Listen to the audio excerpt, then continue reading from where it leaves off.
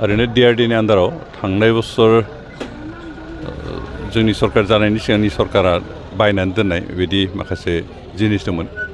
बिनि भितराव कम्बल दंमोन बेखौ जों रानखांबाय आरो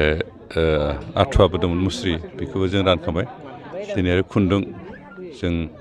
गुदामनिफ्राय दिहुनदों आरो बेखौ जों जिहेतु जोंनि माबानि समाव इलेक्सन समाव बुंनाय जादोंमोन जे जों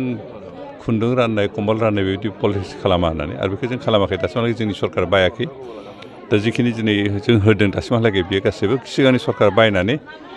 होनो नागिरदों खिन्थु बिथांमोना मा खारनाव होस्लाबनो हायाखै बुंनो हालिया बे थालांनायखाय दा ओरैनो नस्थ' जास्लायसै जों रानना होनानै रायजोफोरखौ एसे हेल्प खालामनो होननानै सानदों आरो बेनिखायनो दिनै खुन्दुं रानबाय आरो दिनै बे उदालगुरि एसेमब्लिनि सिङाव थानाय बे उदालगुरि एसेमब्लि मोना भैरबकुन्द ब्लकनि सिङाव थानाय जिखिनि गामिफोर बे गामिफोरनो